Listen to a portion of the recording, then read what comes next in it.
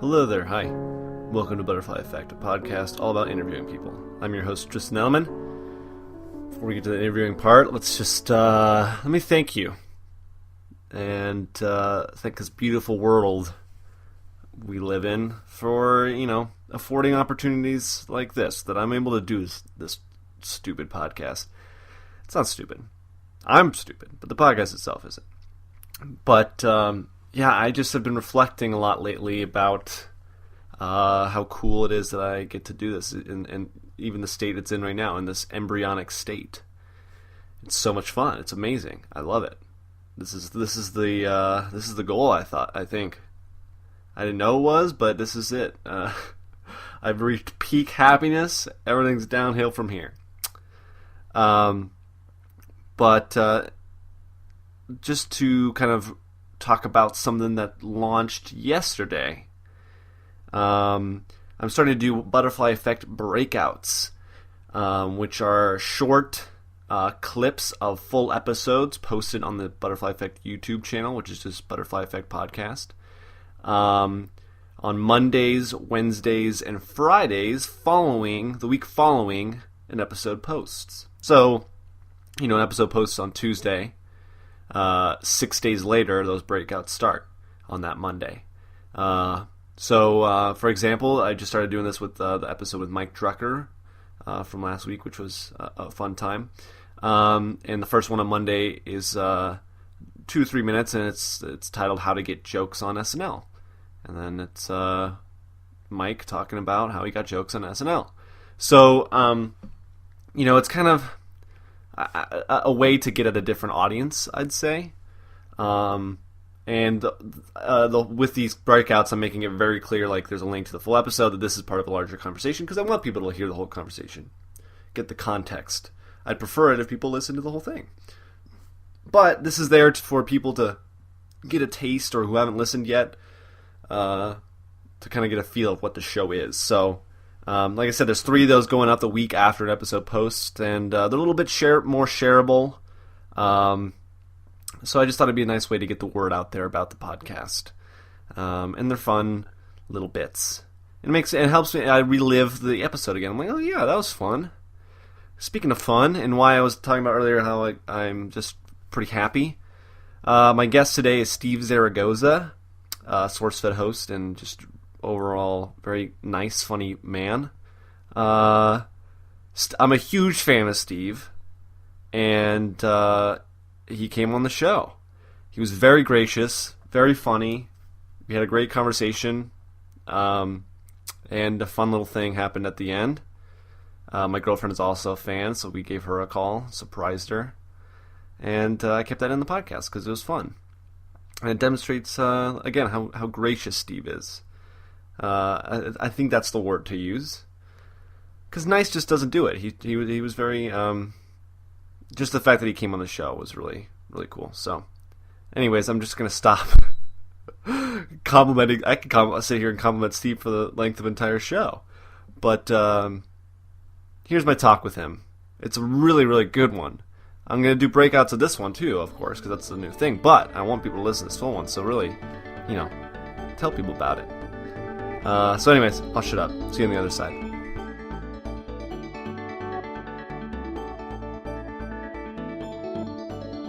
How you doing, man? Good, how are you? I'm great. What kind of sandwich were you eating? It was a turkey. That's a personal question, by the way. I understand. No, it was turkey, and it had a little mayo, had a little honey mustard, had some pickles. That's it. Plain Jane. I had a sandwich myself for dinner. Did you make it? Myself, yes. Yeah, nice. There's nothing better than a self-made sandwich. You get to put whatever you want on it. You don't have to worry about someone's dirty hands all over it. Except for mine. Well, yeah, but you know where your hands have been. I don't know where someone else's hands have been. Sure. And I always feel like when you buy a sandwich somewhere, I'm like, I could have made this. This isn't something that I need to pay you for. Yeah. Except, yeah. There are special places. There's special places. You're right. Yeah. It's always interesting to me when someone, like, I get it, and I agree with the whole, like, man, I could have made this shit. But there's some places for sure where it's like, I don't know if it's like the bread quality or whatever. I don't know. Right. This is a very interesting discussion we're having. Of course. I mean, that's the point of the show, is just to talk about making sandwiches. Oh, I actually cool. misled you. This is a sandwich podcast. Oh, I love it. Is it called Between the Slices or something? I wish. That's a good name. I wish I was that smart. No. Take it. So how have things been going? What have you been up to? Good, man. Is this the show already? Is it just off? Yeah. Do you mind if we're recording? I don't give a shit. No, going. I don't care. I don't care at all. All right. Let's do it. I was nervous. I thought maybe we'd have like a little pre-show chat or whatever, get to know each other, but we can make it all part of the podcast. Well, I just like to make it as organic as possible. Oh, I like that. All right. Yeah. But yeah, I do intros and stuff like that after the fact. Oh, okay. Well, no, I mean, I yeah. just figured you'd be like, hey, real quick, this is me, nice to meet you, and here we go, we're gonna go. That would have been a good idea. No, don't do it. That would have been that would have been a nice thing to do. Listen, I don't know how anything works. and even though it might seem like I know how some things work, and so if this is how this works, then this is totally fine. Well, I always am just very conscious of my guest's time, because like an hour is an amount of time that is a long time. Yeah. So I don't want to like be like, let's talk for 10 minutes and then also let's add an hour on top of that. Okay, well that's a respectable thing. That's respectful. Yeah. I like that. I don't. I mean, I could probably talk all night, but I appreciate the whole like. I would love to do that. That would be great. But yeah. But so yeah, this is the show. All right. Well, how's my audio? Am I coming in all right and all that? Yeah, you're all good. Okay. Yeah. I'm using the same mic I use for the Cloverfields podcast. Okay.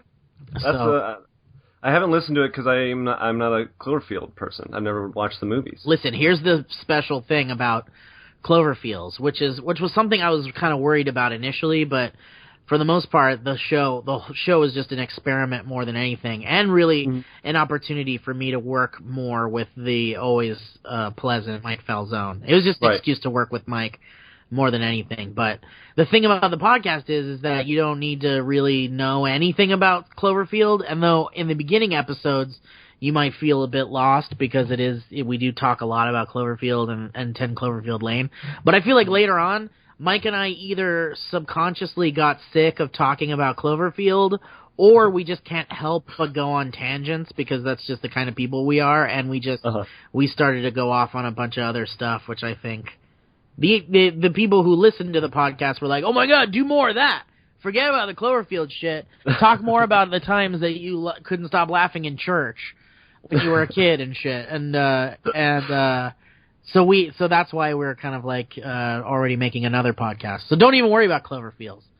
Okay, well I did see 10 Cloverfield Lane actually. Oh, well there you go. But I'm like, I don't know how much is connected. From what I understand, it's pretty self-contained. Yeah. I mean, this is kind of a spoiler alert for people who haven't seen it or whatever. But yeah, there's really no real linear connective tissue between the two movies at all, much to our chagrin. It's really just more of like they're using the name to like make a little money, but also like kind of like loosely, very, very loosely connecting them in like some weird kind of like not organically connected way, and more of like a, hey, here's something you're familiar with. Let's throw that familiar thing into this movie with no real like thought put into how well connected those things are. I don't know. This is very vague, all these things I'm saying. If people don't know... No, I understand what you're saying, at least. Yeah. All right, well, that's important. Forget anybody who's listening to this. Well, I mean, wasn't the script written like by someone else for a different thing, and they're like, let's make it a Cloverfield movie? Yeah. From what I understand. I don't remember who the original writer is off the top of my head, but it was written as a movie called The Cellar. And right. And it was being produced by Bad Robot still, but someone over there got the bright idea of maybe, I don't know, I guess they just had this like meeting where they were like, man, what if we just, I don't know if like weed was involved because it's such a strangely, like, it's such a pothead idea to be like, man, why don't we turn this Cloverfield brand into like a fucking universe, man, and connect all these movies in a way. Well, that's just how it is now. Yeah, I think it is. I think that is how it is now. Yeah, the Call of Duty cinematic universe was a thing they had announced a while ago, and just everything needs to be connected. And also like even with like Ghostbusters, like I completely forgot about how like there is this all-female Ghostbusters coming out, but also they launched this like Ghostbusters HQ thing where like on the Sony lot there's a team of people that are coming up with all of these like Ghostbuster universe movies and TV shows and video games, and it's like what is that? It's cool but also not. Like, right. I mean, look, I love Ghostbusters. Yeah. I'm a huge fan of that property, and I'll watch anything with the fucking Ghostbusters name in it, but I can't help but feel like the Marvel Cinematic Universe really started something really gross with studios, which is like, how do we turn our properties that we're going to squeeze to death anyway by remaking and recycling over and over again to eternity? How do we turn these franchises that are loosely still known into these, like, this cinematic universe? And I feel like everybody's doing it, and it's real gross and weird. I agree. But did you like 10 Cloverfield Lane? I really enjoyed it. Yeah, I loved it. I loved it. Yeah, I'm like, I feel like even from the very start when they were like when they like secretly announced the movie, they were like, they mentioned the words Twilight Zone when talking about it initially, and I was like, oh shit, because I fucking love Twilight Zone, and I was like, okay, Cloverfield, which I love, and Twilight Zone, which I love, are both being mentioned in conjunction with this movie, so I was like super on board. And then when I finally saw it, I was like, yes, this is great. It is like a Twilight Zone episode, like they said, and it loosely connects in some vague way to the original Cloverfield. And so, yeah, I loved it. Loved the acting, loved the story, special effects, all that stuff. I was very into it. What's going on with Cloverfield? Are you still doing it, or are you saying you kind of set the precedent for something you're doing with Mike, a different podcast? Yeah, well, we always talked about from the start how, like, we've really doomed ourselves making a Cloverfield podcast. Well, that's kind of cool, though. Like, you do a run, and then you're done. And then you don't have an obligation to keep going, like a lot of podcasts. Yeah, and we've gotten a lot of emails from fans and whatnot saying, like, what a fun original thing you did to make, like, a kind of like a one-off podcast about a niche thing. And even Phil DeFranco came to me and was like, hey, I'm real curious about he's always talking about like kind of like the business side of things because he's such a businessman these days, but he's just like, I'm really curious to find out what your numbers are on a podcast that's only about one thing. And I feel like it was a backhanded way of being like, how the fuck are you able to like maintain a podcast about one thing? But also like curious about how something like that could be any kind of legitimate business venture. And at the end of the day, it actually, according to HeadGum, it actually was a pretty successful podcast because Mike and I both had established fan bases that I'm very thankful for. Will actually at least give it a shot, give something that we make a shot. And that's exactly what happened with this thing. And so it was actually pretty successful for them. There was a lot of listens and downloads on the Cloverfields podcast. But what's happening is as I was saying before, is from the very beginning we kind of were like, oh shit, are we making a mistake by making a podcast about one thing? But we always talked about how if this ends up being a multiverse franchise-esque situation or cinematic universe situation for Paramount and Bad Robot, then there will always be like some new Cloverfield thing to talk about. And so that's where the idea for like Cloverfields came from, because it was like, we love the original Cloverfield and they're making these new Cloverfield movies, so maybe we'll always have something to talk about it at some point. But for now, the podcast is kind of like on hiatus because there's nothing happening in the ARG and there's no new movie news.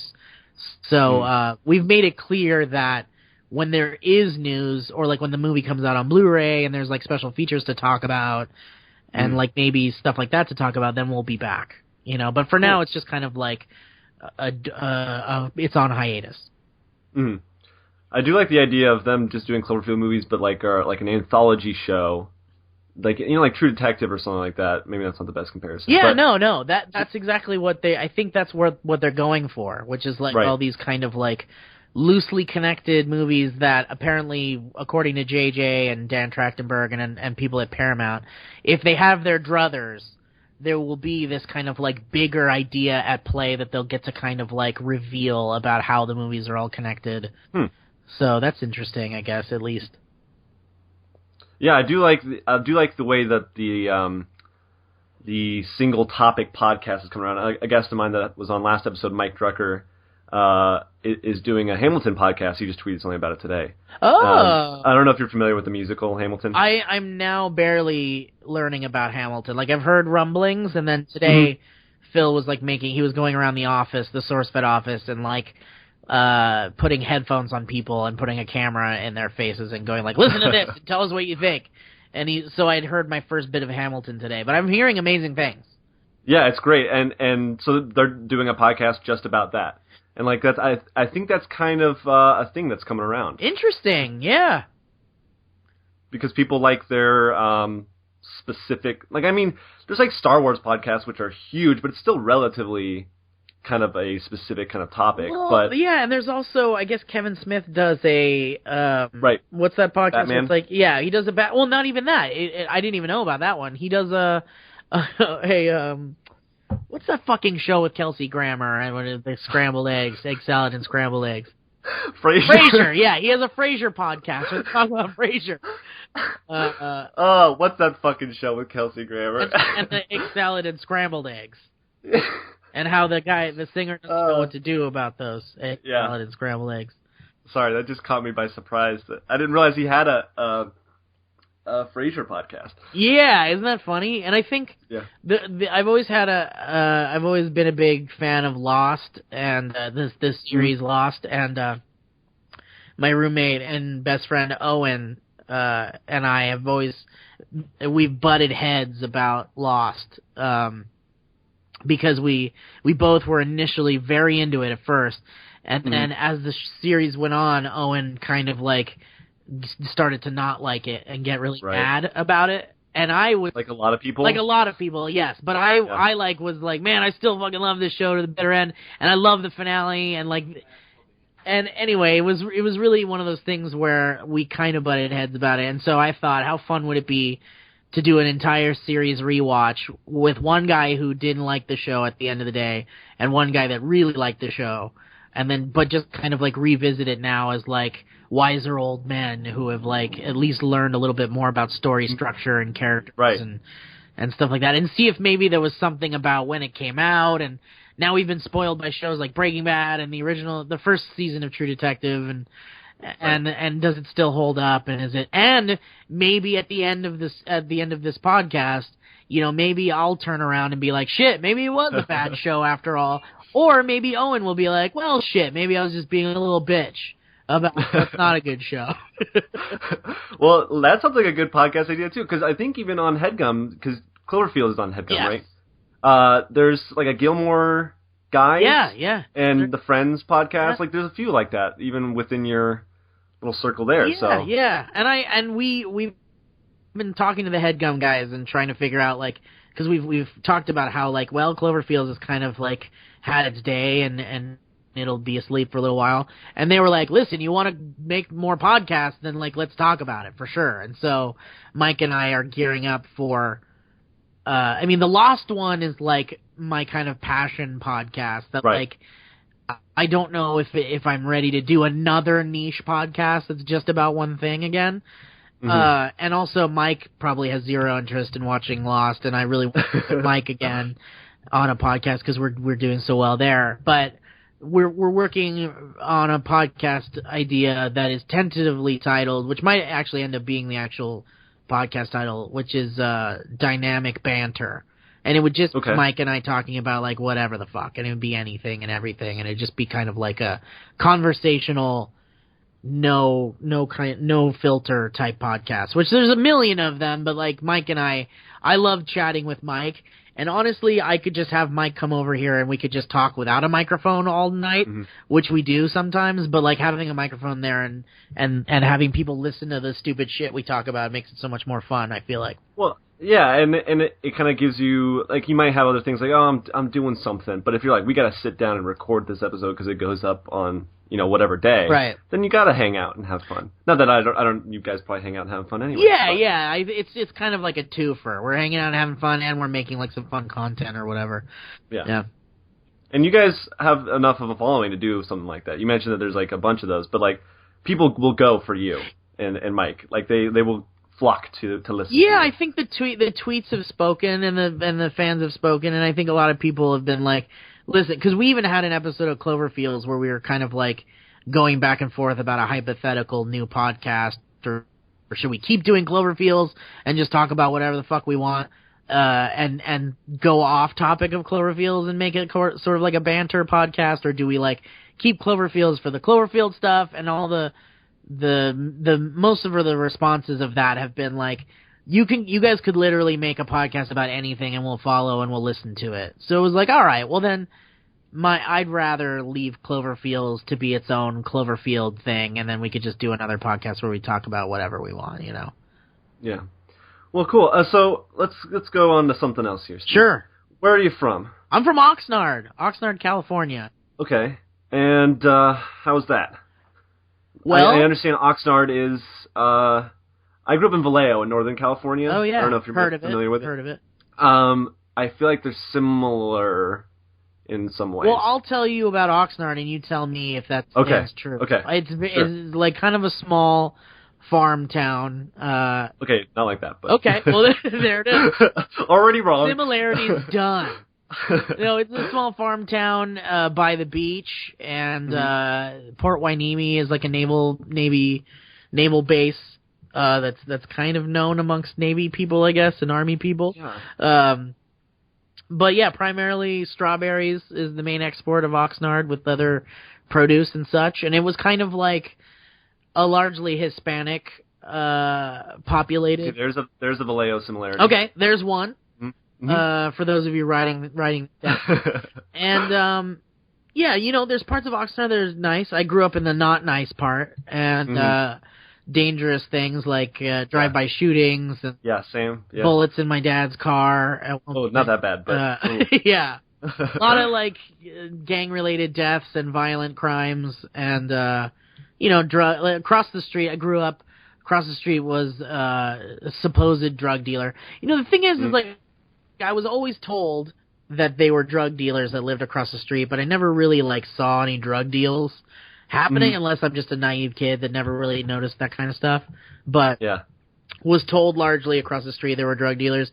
And then next door, without a doubt, I lived next door to a halfway house, which was like terrifying because they're like sex offenders and like people that were like, they had been in jail already for like 15, 20 years or whatever, and then they were let back out into society to live in a halfway house where they were like watched and supervised, but also allowed to live in a neighborhood with children next door, and that was a terrifying experience.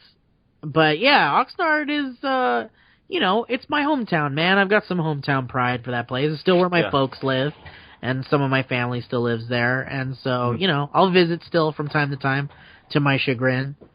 Yeah. And I'd love to be able to move out. What's that? I said I'd love to be able to move my parents the fuck out of Oxnard. Yeah. But nowadays, things are like a lot nicer over there. They've like, there's all this urban renewal going on, and like there's like, they're building new, you know, they're cleaning up all the gross empty lots and putting in new shops, and I don't know. It's nicer now. Yeah, I think Vallejo's on the downswing. Oh man, that's because so it's in the Bay area, like right on the Bay, and then it's not like the town itself in general. Is not nice. Like there's probably not really any nice parts to it, but and it was stuff like that you were describing. I moved when I was like 7, so I don't really have much memory of it, and my parents don't live there anymore, so. So you don't have to go back ever. No, my aunt and uncle do, though. And so I hear stories still from them. And, like, the one story that I always kind of encapsulates Vallejo is my uncle doesn't sleep very well, so he went out in the middle of the night, like 3 in the morning or whatever, to take out the dog. And they don't have a backyard. So they're in the front yard. These guys are pushing a car up the hill, because it's Vallejo, Bay Area, San Francisco area, you know, very hilly. Right. And then this other car pulls up, shoots the guys, and takes off. Holy shit. And my uncle's just standing there like... Yeah, and he's like, and he went right in the car, or back in the house, called 911, and then that was Holy shit. So that's the story I always use, because I'm like, that is terrifying. I don't have any memories of that, because I was a kid, and I never saw that happen, but stuff like that happens around the town. So. Oh, man, that's some terrifying shit. Yeah, we want them to move out, too, but I don't know. Well, I mean, if they're the only holdouts, then it's their own fault for staying there. Yeah. I guess. My parents won't move. My mom wishes she could move out of Oxnard. She wants to move out so bad, but my dad, he doesn't want to leave his precious avocado tree in the backyard of my childhood home, and he would rather die in that little house than to like leave his avocado tree. And I've been like thinking like, man, if I ever book like a big movie or if I ever like sell a TV show or a script or something, the first thing I'm going to do is budget out not only moving my parents the fuck out of Oxnard, but also how do you uproot an avocado tree I was just gonna say, and plant it somewhere? Like move it somewhere with them. Yeah, because that's really the only way my dad's going to be happy about moving out of that house. Like I could very well be like, Dad, I'm going to pay for everything. You don't have to worry. I'll even pay for movers. You don't have to touch a thing. Just get into a car and drive to this new place. I know that, like, even if I was taking care of everything, he'd still be like, but my avocado tree, man. Like, what about my avocado tree?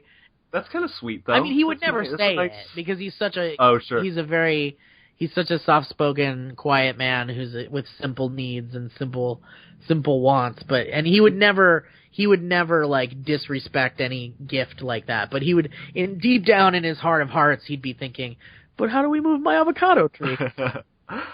Well, what did your parents do? How was it? Were you in, like you said, it was kind of a scary area. Were you in fear all the time, or did you have like a relatively normal childhood with fun things and stuff? Well, I wouldn't necessarily, I'd say most of my fears came from the Catholic religion more than anything.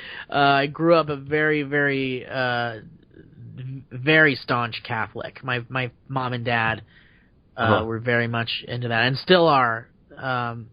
But they were very much about like, you know, the church going and the praying and all that. But my mom was also very overprotective of my brother and I, so she would kind of like we would not even be allowed to cross the street alone until we were like in our teens at least. Yeah. Like, and my mom was very particular about who we hung out with. She'd have to talk to all their parents and find out where they live and what they do and like all that kind of stuff because my mom was just so. My mom knew how dangerous and gross and disgusting and awful Oxnard was.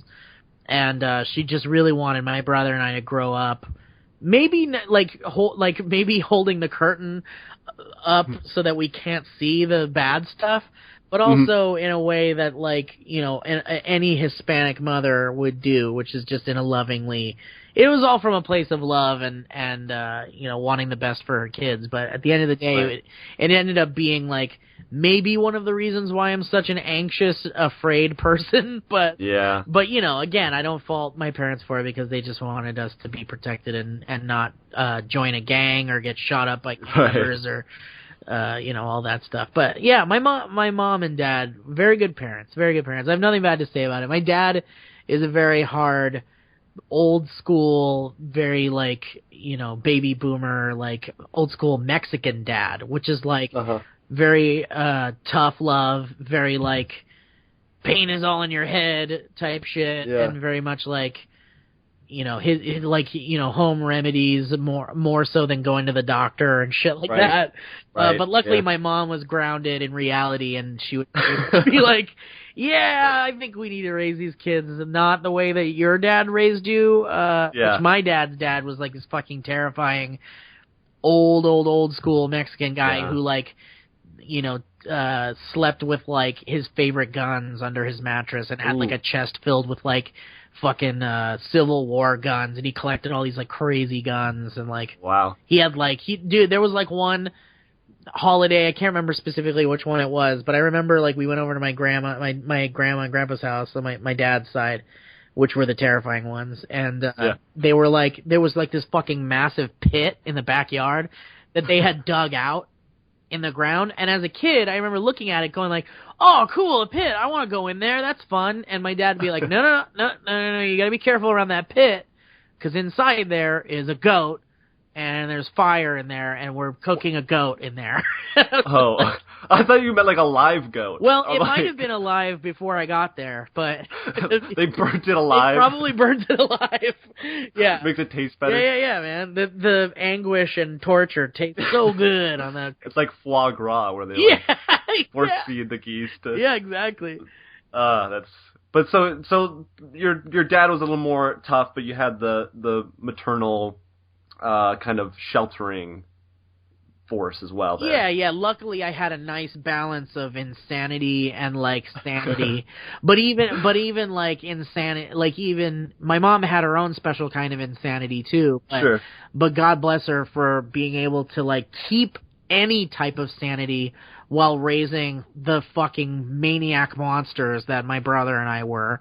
And the like insanely hard to raise monster gremlin idiot that I was. And they would come all these fucking like punk kids with like cigarettes and fucking like suicide scars, and they would come in and want to like show me John Waters movies, and like my mom would just be like, my mom, who was like the nicest woman in the world, would still come in with a plate of cookies and ask if anybody needed to spend the night or anything like that, because she was just always like that. But yeah. So what was the like influences as a kid growing up? Like, you watched a lot of cartoons, play a lot of video games, stuff like that? I don't know, like, what was your thing? You were an indoor kid? Yeah, I was very much an indoor kid. My dad like tried to get us to play soccer, and my mom and dad like wanted, to this, I guess I now realize the reason why they wanted us to do that more than anything was because they probably just wanted us to not lay in bed all day and watch cartoons and play video games, and they just wanted us to be as active as possible. But they put us in soccer, and my brother loved it, and I was just like, get me the fuck out of here, I want to watch Fraggle Rock. And my mom was I would like smuggle my toys onto the soccer field during our like soccer shit, and they would actually have to talk to my mom and be like, your son is not good at soccer, first of all, and second of all, it really, really seems like he doesn't want to be here.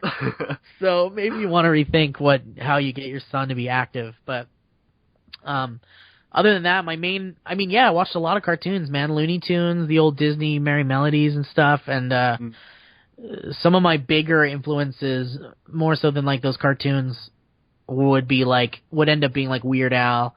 And like Dr. Demento, I'd listen to Dr. Demento on the radio, and then I'd like, watch some of the best 80s movies, Neverending Story, Little Shop of Horrors, Labyrinth, The Burbs, things like that, Indiana Jones, and then those would end up being like some of my big, and that was all thanks to my mom, who was like, again, like against the odds, was like into that shit. She was a big Star Wars fan. That's cool. And loved Muppets, and like was all about showing my brother and I the Muppets and Star Wars, and if it wasn't for her, I don't think I'd be nearly as nerdy as I am. Yeah. Sure. Yeah, my dad was that force. He always likes to talk about how he's like, I'm sorry that I did this to you.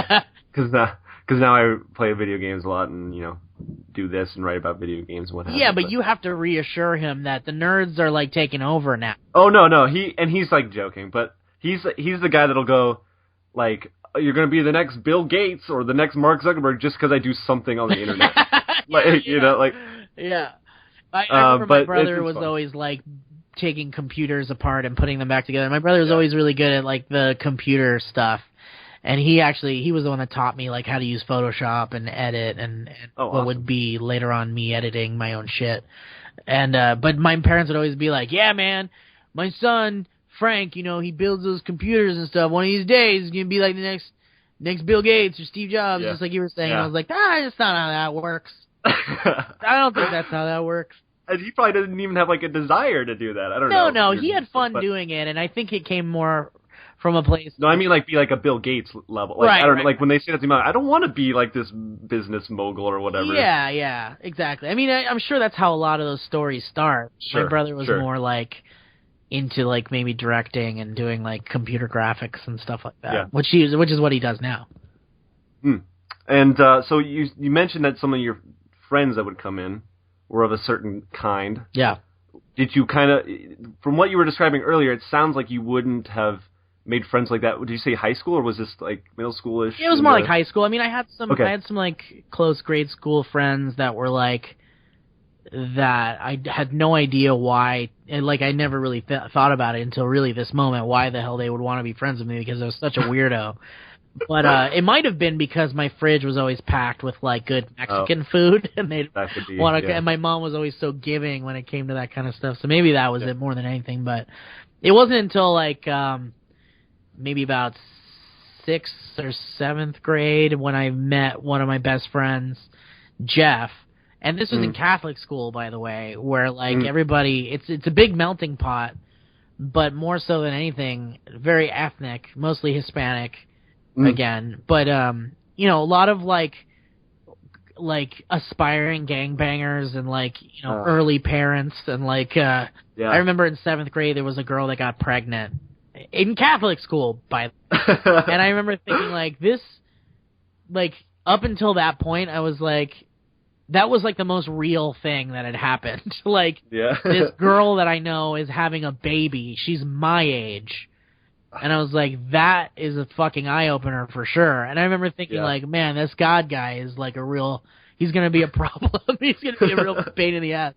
But yeah, I met a guy named Jeff. I remember his first day in school, he was like already kind of a weirdo. And I remember looking over at him, and my first thought was like, I'm going to make that guy my friend. Because he seems like a bad egg. He seems like he's out of place. He seems just as out of place as I do here. Yeah, but were you the bad egg, though? No, I mean, I wasn't really a bad egg. I was just, like, a shithead. I was just, like, constantly distracting everyone in class, and I was always, like, yelling out things to, like, piss the teacher off and like, doing fake sneezes all the time because, to me, I thought that was the funniest thing in the world, to make a fake sneeze and to make them even louder than the last one. Well, because, you know, when you're in Catholic school and you're a shithead, you're constantly trying to figure out how to get away with being a shithead. Yeah. And, like, I was never the destructive type. So what I would do is I would be like, you can't get in trouble for sneezing. I could have, like, a legitimate problem. So I would, like, to me it seemed like the one thing that I could do to make myself laugh and to be an asshole at the same time. But as your core, you weren't, like, going out, you know, doing these other things that other people were doing in Oxnard, it sounds like. No, I wasn't. In fact, I never drank or did drugs or anything like that, and I was always a good kid. Yeah. And, you know, I never got arrested. I never broke into any place. I never stole anything.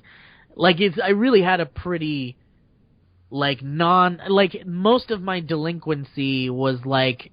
Harmless, yeah. Or at least, like... extremely taxing on any adult, like, to say the least. So through high school, were you kind of cultivating the other weird kids, basically? Were you like just kind of connecting with people over weird stuff? Yeah, I mean, back in those days, like, it wasn't cool to be a nerd at all whatsoever. Right. We were like, I mean, me and my buddy Jeff were constantly treated like shit, and never invited to any party or cool event or anything like that, and we were always the weird guys. And in fact, in 7th or 8th grade, we had come up with this like elaborate idea that underneath the Catholic school, was like a fucking ancient catacomb that like led to like scary satanic undead demon type shit. And we always played with the idea that like under the church was like a hellmouth where demons like all came out, and like all the teachers were maybe like all demons, and like the perfect cover for like a terrible satanic evil place would be a Catholic school. And so we would... It's a good movie idea. Yeah. I mean, you know, maybe one day I'll make it or something, right? Sure. Or at least talk about it until someone else makes it and then be mad about it. But we'd also do this thing where we'd gather up AA batteries from our home, and then when we would get to school, we'd wait until recess, and then we'd go to like this sewer cover, like a grating or whatever, and we would like throw batteries down there because we thought we were feeding the demons, and we were like pleasing them so that they wouldn't kill us when they eventually came to kill all the kids and stuff. Kids are weird. Yeah. Well, especially like I did some weird stuff. Yeah, as a kid. yeah. I don't. Yeah, I mean that's really weird shit for sure. We continued. We didn't get any less weird, and we continued to be ourselves despite the fact that nobody wanted to like hang out with us or talk to us. And my thing was, like, I would have gotten beaten up more probably if I wasn't so good at like making like the bullies laugh. Yeah. And I think that was like my power. That was like my superpower. That was my only way out of shit, which was making people laugh. And like when I got to high school, I tried so desperately to fit in with like the cool kids, and it was never going to work for me. So I was just like, well, I went to Catholic for like as soon as I graduated 8th grade, I went to St. Anthony's Santa Clara High School in Oxnard. My parents really wanted me to fucking go to a Catholic high school. I went to Catholic middle school, and so they were like, I want my brother was about to graduate Catholic high school, and so they were like, we want the same for Steve. And so they sent me to Santa Clara High School, and I believe it was like one semester, and I was failing miserably at everything. And it was like, I was even failing Spanish, and my dad was like, no son of mine, no Mexican son of mine is gonna fail Spanish classes. What the fuck's going on with this kid? And had it not been for my mom, I probably would have been in some real deep shit. But my mom was always so supportive of how absolutely uncomfortable and I felt at school. Like I was just not meant for school. I think that I guess there's just some kids that just are not meant for school. I truly believe that. At least normal school. And it's funny because it wasn't until I was an adult that I learned about trade schools and specialty schools where they're like for the arts and for kids that like want to express themselves, and that's really all I really needed, I think. But my parents were really stuck on this whole Catholic thing.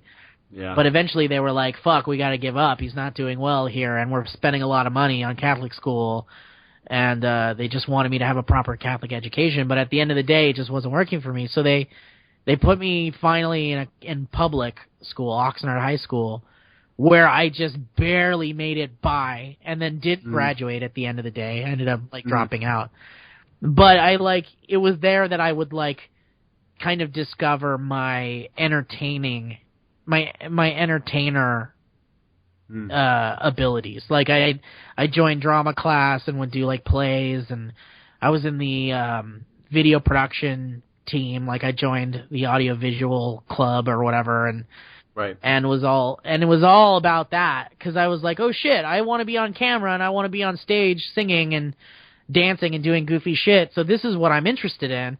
But unfortunately, the way school works is you don't get to do that stuff unless you actually like maintain your grades elsewhere. Right. And like there was no way that was going to happen for me, because I was just a completely distracted, uncomfortable kid that didn't want to be there. So as supportive as my mom was so supportive of the fact that I didn't belong there, that she was just like, one day something's going to work for this kid. One day my son is going to do something. I feel it. He's creative, he's artistic, he's funny, he makes videos. And even my brother and I, when we were like kids, when we were like 5 and 6 years old or around those ages, we were like making sketches with my dad's camera. And I want to find those, because there's some probably really interesting, at least partially interesting stuff that we made. Yeah. We did a lot of like puppet shows and weird sketches and stuff as kids. And even into our teenage years, we were making short films and sketches and things like that. So my mom had always believed that like there was something for me there. It just wasn't this stuff. But she really did keep her patience through all that, and eventually it paid off, I think. Yeah, definitely. Well, I mean, look at you now. Yeah. My mom's, they're real proud of me. My dad still doesn't really understand the YouTube thing at all, but my mom gets it. And my mom's they're both proud, but even though my dad doesn't quite understand what it is that I do, or he probably like doesn't even tell his like coworkers or friends what I do, because he probably doesn't know how to explain it. But I know he's proud of me, and I know my mom is too, and that's all that really matters. Yeah, that's great. So what'd you do after high school? After you had dropped out, you mentioned. Well, after I dropped out, I was just kind of this like nomadic weirdo that just like would either stay in or like eventually go like around with my friend. Like I had a friend who ran a local haunted house at the old Oxnard High School, the old school grounds, and so every year we would like gear up for that kind of thing, and I'd help him out with that. And then like I had a girlfriend through high school that I would end up marrying and then promptly divorcing.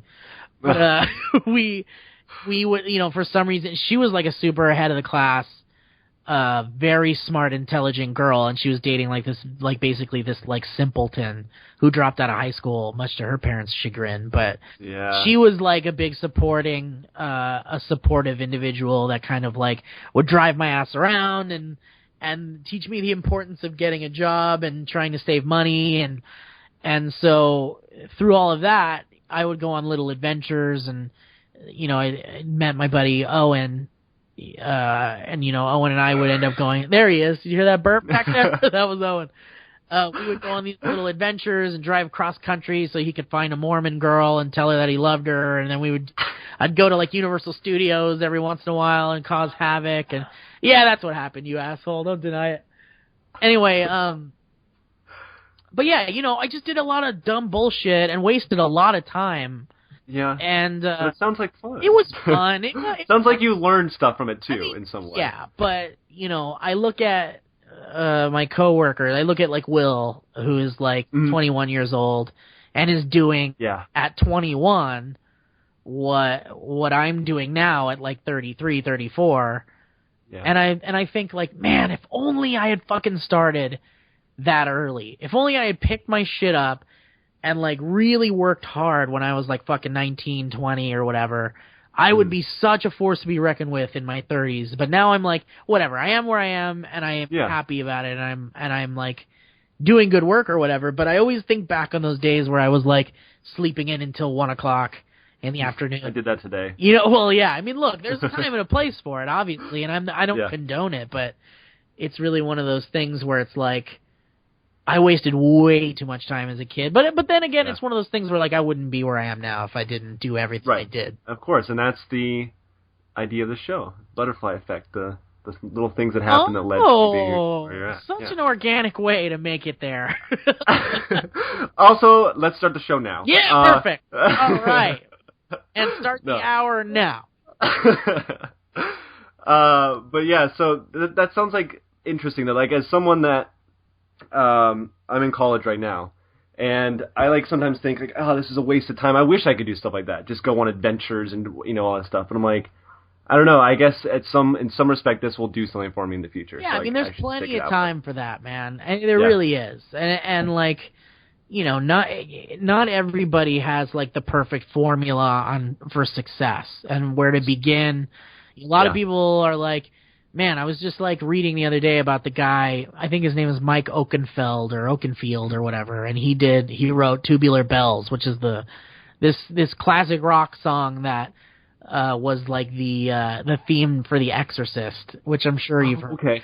Yeah, yeah. But the song is like this fucking 25-minute like symphony, and it's just like this fucking like stoner like ballad, prog rock ballad, that's just like a million different instruments, and he played them all, and I guess he was like 19 when he did that. Wow. And it's like, I look at that and I'm like, holy shit. Like, and also like, you hear about like, fucking Bowie and the Stones and all these like amazing artists who all like were doing like, in fact, I think there's even this website that's like, what were you like, how was Bowie, or what was Bowie doing when you were this age?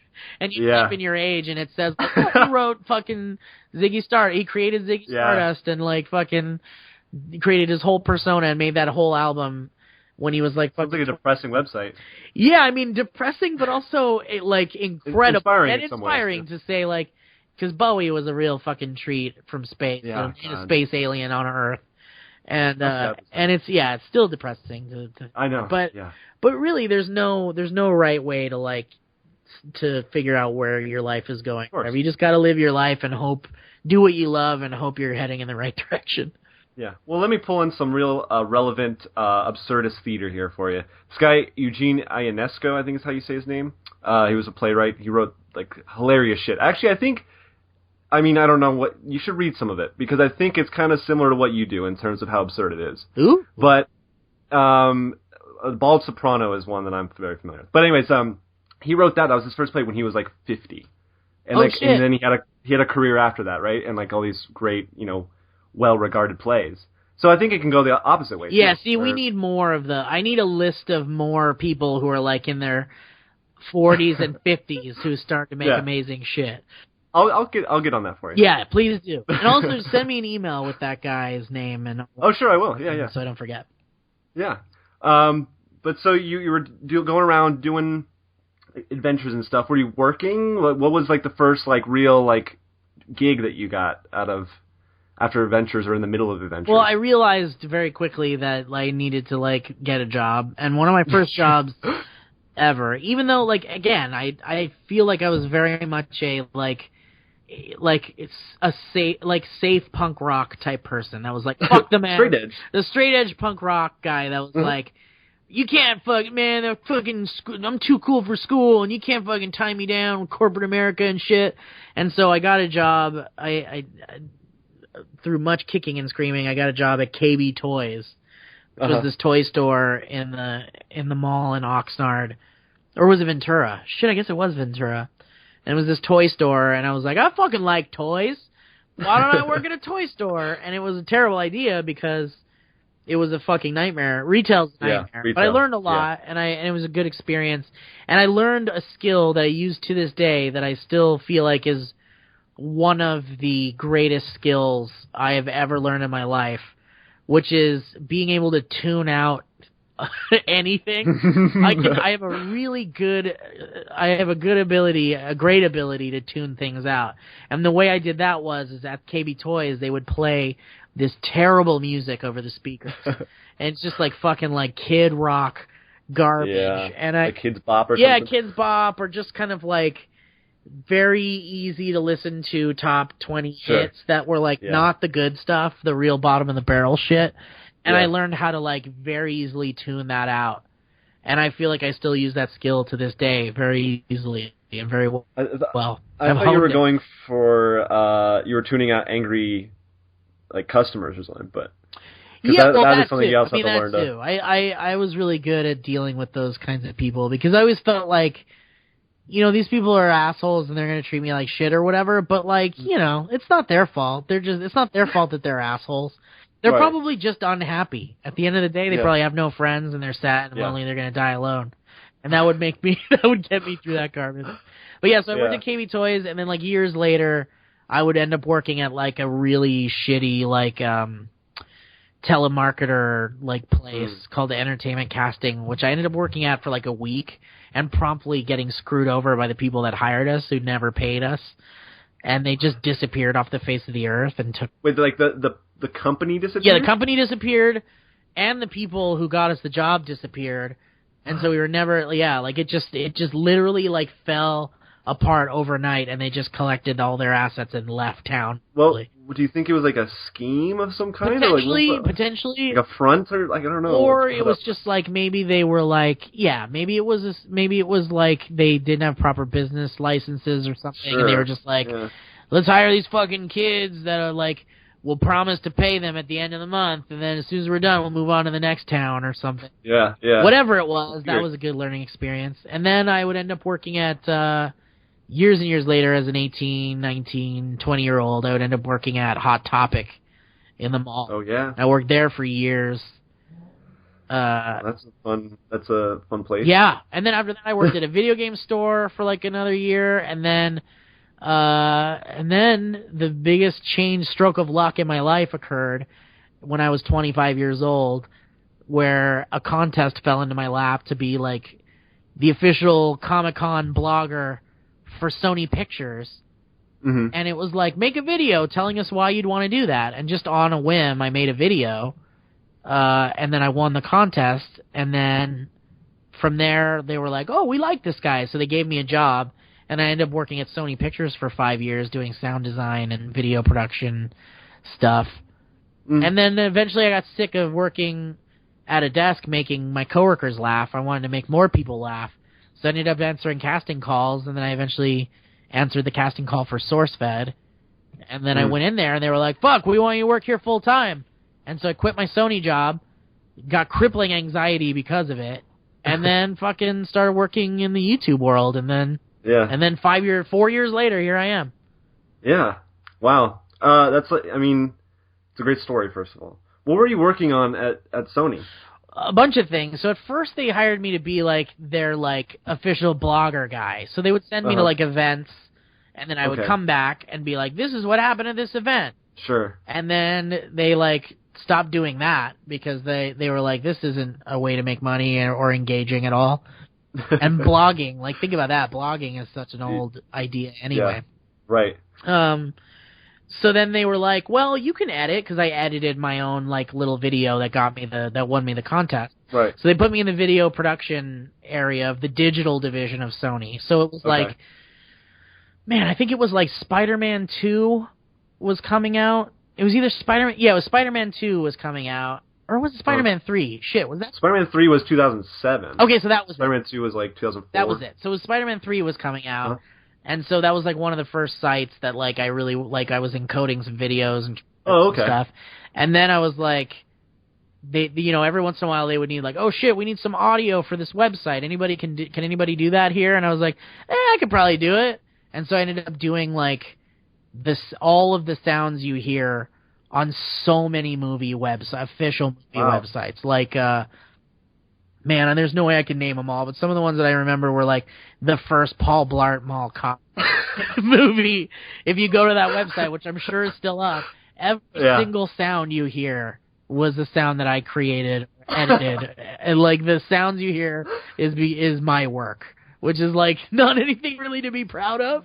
It's kind of cool though. It's funny. Kind of. It's funny. Yeah, that's what I mean. Like, it's like, I know this is not what you're doing, but I imagine you doing the sound for Paul Blart meant that you were like doing impersonations of Kevin James into a microphone. Yeah, no, I honestly think there might be a game in there, because there were like the time where like movie websites were all about also having these like little games to play on the website. There might be a game where you're like on a Segway and there maybe is like a grunt sound that might but that's the extent of like you know what? No, actually there might actually be an announcement like when you're on the main page, you're like in a mall and there's like mall announcements, and I think maybe I did a voice for one of the mall announcements or something. That's I would try to sneak in my little treats and things that like every once in a while you would hear a fart sound, and that was definitely my decision, regardless of any notes I got from up above. That was like, Kevin James doesn't want any fart sounds, so you better not put any fucking fart sounds in there. But yeah, I did that, and then I did like the site for like all their animated movies too, like the Arthur Christmas and fucking the Smurfs and shit like that. So that was fun. Okay, so then SourceFed. That's the big deal, yeah, right? So then I got the fucking job at SourceFed, and Phil gave me a big chance to like, put all my shit out there, and he cast the net to see if like, people would like me, and thankfully they did. And I've been with fucking SourceFed since the very beginning. A lot of people are like, "Oh, Steve didn't start in the very beginning," and I guess like technically I didn't, but like I was hired as a part-time host right before they launched SourceFed. So, like, technically, I guess you could say I started when it started. Well, and I caught on to SourceFed shortly after they launched, and you were there, so that I associate that with you being there. Yeah, I mean, I was there. I wasn't on camera quite yet, but I was definitely a part of the company at the time. So. But, so, I mean, that's 4 years. Have you been there the longest at this point? I think Darren has been there longer than I have, but he's also left before and is also leaving again. So as soon as he leaves, I'll be I'm definitely the longest I've been there. Host. Yeah. I'm however you phrase that. Sure. But I've been there for, some would say, too long. No.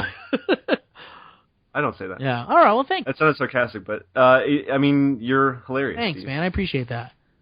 And I mean, you've done a lot of stuff there. You create a lot of content and stuff like that. Oh yes. But what has been, I guess, the takeaway, as vague and big a question that is, because I'm sure that even like your direction of what you wanted to do and what SourceFed as a brand was doing or whatever, and something that has changed over the course of 4 years. SourceFed right now is almost unrecognizable. Right. Yeah, I was thinking about that the other day. Yeah, it's a very different show. And I don't know. I think my takeaway is that, man, what an amazing opportunity the whole thing has been for me. Like, some of my close friends would say, like, "Oh man, you're so talented. You probably would have done something at some point."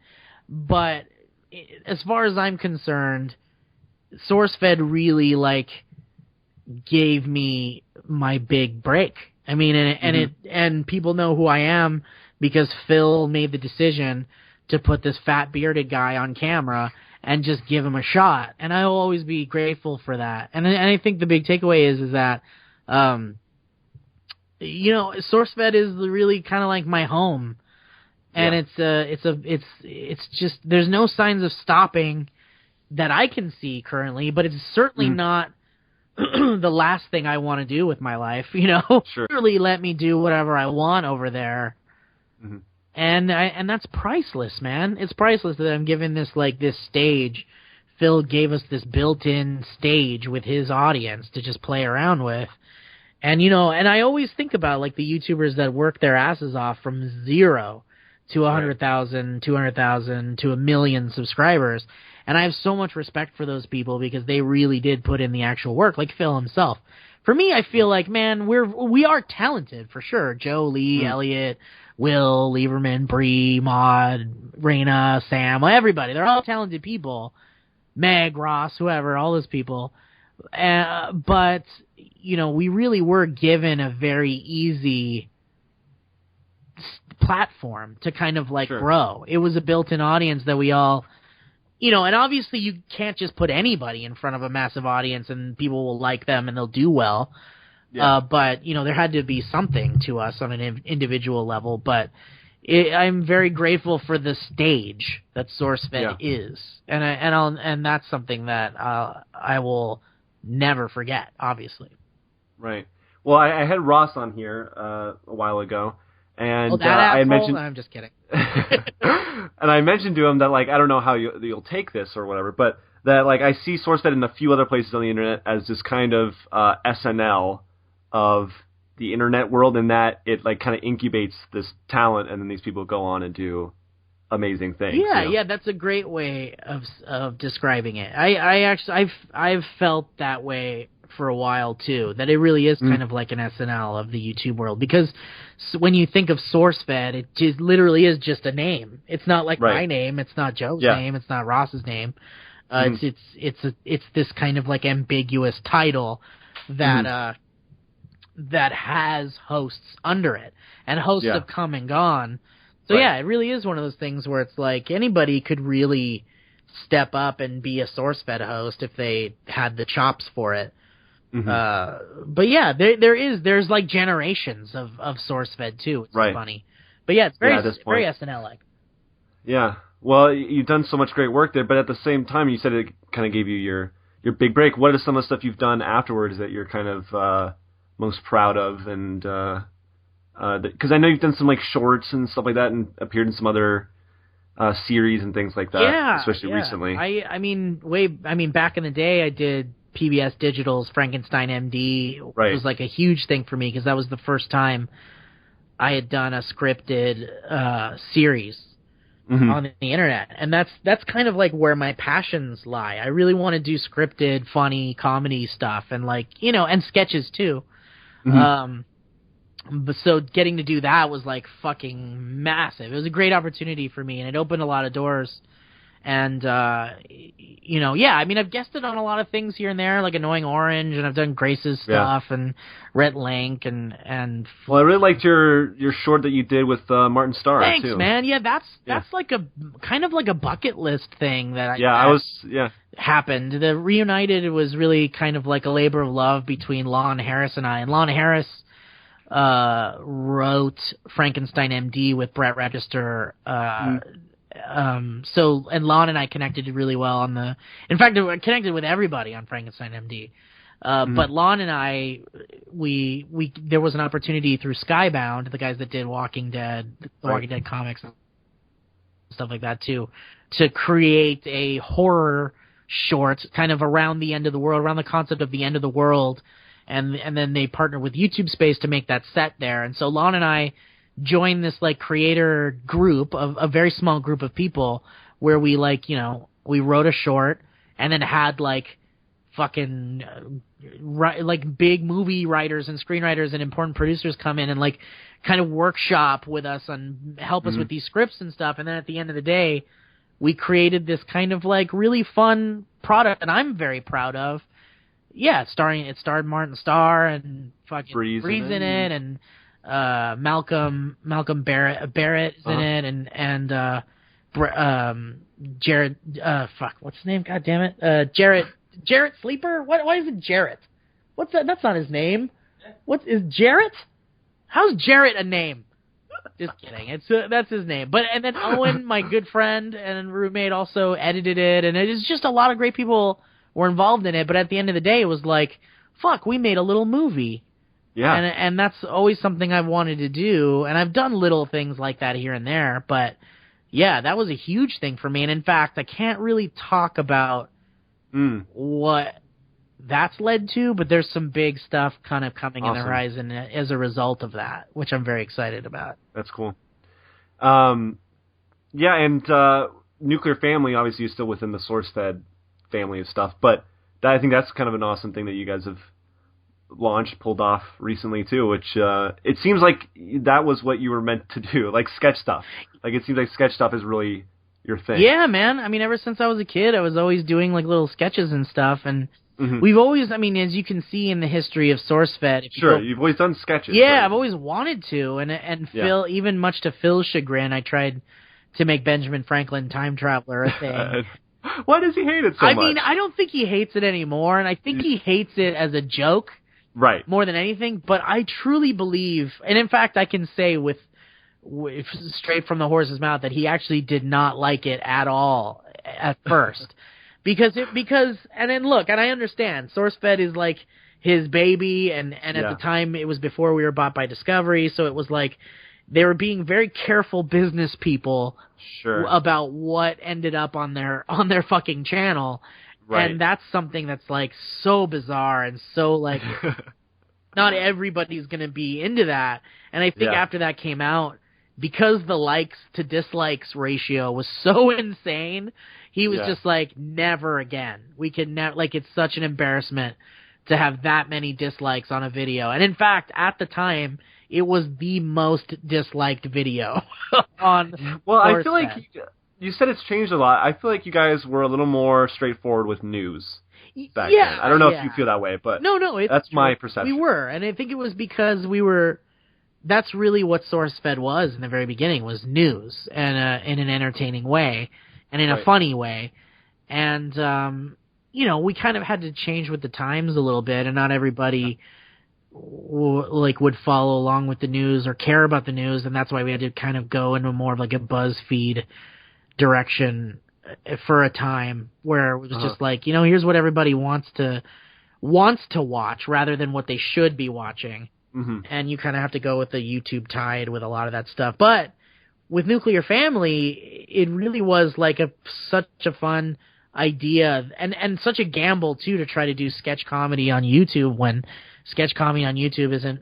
It used to be a big thing, like Rats and Beretta and stuff like that. But now it's just there isn't much, Sucks. But now it's like with Nuclear Family, I think the success of it is so surprising to me, and people love it, and the numbers are great, and Discovery loves it, and everybody's happy with it, and it's a fun playground for Bree and Matt and I to really just make whatever the fuck we want, and people are actually liking it, and I think that's so great. But yeah, it's really up my alley to make that shit. I mean, it's just, I wish I could spend more time with it, but there's just so much work to be done at SourceFed with between SourceFed and SourceFed Nerd and Nuclear Family and then outside work too. And it's tough. It's tough to make it all work, but somehow we do. Yeah. Well, do you have any other comedy aspirations? I don't know if you would be a stand-up person or if you would do live sketch or if you have. I don't know what. Well, I've done a little live sketch stuff when we did the SourceFed live shows, which is kind of the closest I've done to kind of live sketch and improv-y stuff like that. But I've actually had never really tried my hand at stand-up before until recently, and I did my first kind of stand-up thing at a show here in Hollywood called Robin Bill's Scary Stories, or Scary Stories with Robin Bill. And I did a little stand-up there, and Owen reminded me that it was kind of the last comedy avenue to like test out for me, because I'd kind of done a little of everything else, and that was kind of like fun. But I'm having a lot of fun with it, and even Mike Falzone, who's like a stand-up comedian, and just had his show at the Improv with Elliot and Delman and Lee, and was like, man, you should just do stand-up, give it a shot. And I was just like, man, I don't know, it was so nerve-wracking. It's so nerve-wracking, and then you just got to get up and do it again, and it's not safe crowds like the SourceFed audience. It's like all new people that don't know who the fuck you are, and you have to get them to like you right away, otherwise you're going to fail. And it's very discouraging, very tough work. But I've had fun doing it, and I might do some open mic stuff with Mike and Elliot soon. But for the most part, I think I'm going to stick with sketch comedy stuff, stay in the nerd world, and and work on maybe like my own little personal projects. And I've got like some like little movie ideas and little series ideas that I'm working on, and I just finished working on a pilot with a group of friends that we're going to start shopping around soon. That should be pretty exciting. And but yeah, just anything in the comedy world. If I can stay in the comedy world for as long as I possibly can, then I can die a happy man in my 60s for sure. That's kind of early now. Yeah, you know, it'd be a good run by then. Yeah, sure. Yeah. Well, I told my girlfriend that I was going to be interviewing you, and she's a huge fan, and she was like freaking out. I'm like, do you want to just call in and say hello? And she's like, no, I'm too nervous. So she just wants to tell you that you're very funny and that she says hi. Aw, what's her name? Her name is Haley. Haley. Well, you can thank Haley. I think that's very sweet. You should just put her on the spot and call her. All right, let's do it right now. Yeah. I'm going to call her right now. Do it. Don't tell her you're recording. I won't. I got to take out my headphones here. So okay. Come on, please don't. Please pick up. We can leave a message if she doesn't. Sure, that would work.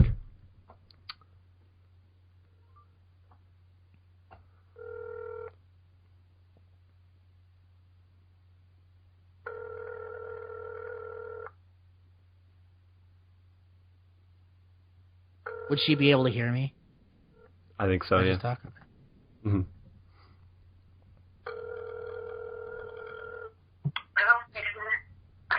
Hey, what's up? Hello? Just wait a second. Uh-oh. So, someone is here that wants to say hello. Yeah. Hey, is this Haley? Is Haley there?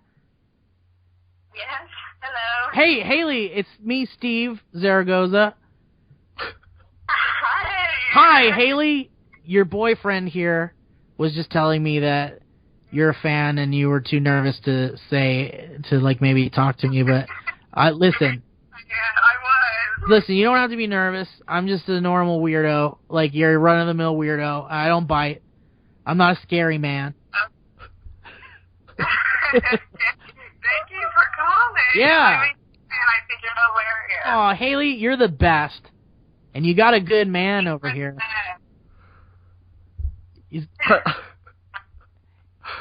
Are you still there? No, I've hung up. I'm not here. Well, yeah, we just wanted to say hello. I wanted to say hi, Haley. And I wanted to say happy birthday because I've probably missed some. It is not my birthday. Well, I assumed it wasn't, but I figured I've missed several of them. And maybe I'm close. When is your birthday? It's in June. So is mine. When in June? 26. Ooh, that's not where mine is. Mine's on the 9th. But shit. 3 cheers for June babies. Hip hip hooray. You're a Gemini then? Yeah, I am a Gemini. Are you a Gemini as well? No, I'm a Cancer. It changes on the 22nd of every month. Well, I hope that Cancer clears up. Thank you. You're very welcome. You're welcome. All right, I'll give you a call back in a little bit, Okay. Haley. Just to be clear. It was great talking to you, Haley. I hope you have a great evening and an awesome time. You too. All right. Bye. Bye. Well, thanks for that, Steve. Yeah, that was man, nice. that was fun. I think she was a little. I think I woke her up. That was the issue That's there. With okay. her. Like, wait a second. What a way to wake up, though, huh? To her boyfriend. Sure. Uh-huh. She didn't sound too enthused. But, so yeah, there we are. And I just want to say I'm also a huge fan. You're very funny. Thanks, I man. think this might scare you a little bit. I think I've picked up some mannerisms from you. Oh, no, that's not scary. I'm sorry. Okay, good. Let me apologize. Well, that's... well, like, there's a few people that I watched, like, just the sheer amount of content I've consumed from certain people Right. have somehow done something to my brain. Like you and, like, Jake and Amir. I love those guys. Mark Maron, podcaster. Yeah. Like, just their way of speaking is like that is... Dude, I'm no stranger to that. I grew up watching a lot of amazing peoples and different types of peoples, and even friends that I picked up small mannerisms from. So I get that. I totally get it. Well, thanks for talking, Steve. It's been a real pleasure. Hey, man, no problem, Tristan. I'd love to come back sometime. Well, yeah, of course. I don't know what the fuck we talk about since we talked about the whole span Hey, of my language, but I'd come back if you want. No, we could talk about whatever. Anytime you have, like you said, the stuff that you're working on, anytime you have something like that, All right. I'd love to have you back on. Cool, and man. We can do a short bit, and we can just talk about it. Well, I would love to. I don't think I would be giving it much space or much of a signal boost because this is still growing, but I'd love to do that. I don't know. I'm not concerned about that. I just like talking to cool peeps, and you seem like a cool peep. Thank you. Yeah.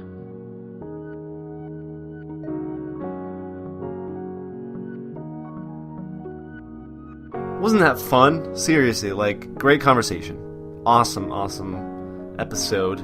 Awesome ep with Steve. I'd love to have him on again, as we talked about there. Anytime. For any reason at all.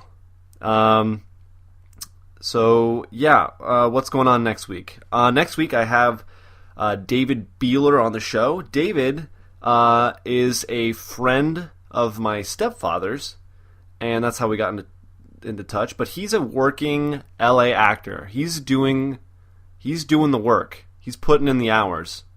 And we had a really great conversation, really philosophical, really deep conversation about what it's like working in that field, being able to pay the bills, but how to confront failures and stuff like that. And it was a really pleasant conversation with David Beeler, and I hope people will enjoy it because it really is a great one.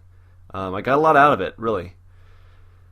So anyways, the podcast and all that stuff is on all the things. It's on Facebook, Butterfly Effect Podcast, on YouTube, like I mentioned. Check out all those breakouts of the show there. Butterfly Effect Podcast, as well as the full episodes, if that's how you prefer things. Butterfly Pod on Twitter. I'm on Twitter at Edeltodd, ETTLETODD. And then you can email me at trettleman@gmail.com, TRETTLEMAN, gmail.com. I almost forgot how to spell my own name. With feedback, suggestions for people to come on, what have you. If you want someone, you represent someone, or if you're someone, if you are a human, sure, email me, see if you want to come on the show. Yeah, is there anything else? It's on Spreaker. That's where it's hosted. Podcast on iTunes, subscribe on iTunes, rate and review, do all that shit. Alright, well, I think that's it. I'm just kind of buzzing from how much fun this show is. Got some more great guests in the works in the future. Things are happening, guys. Things are happening. Thanks for listening. I'll see you next time.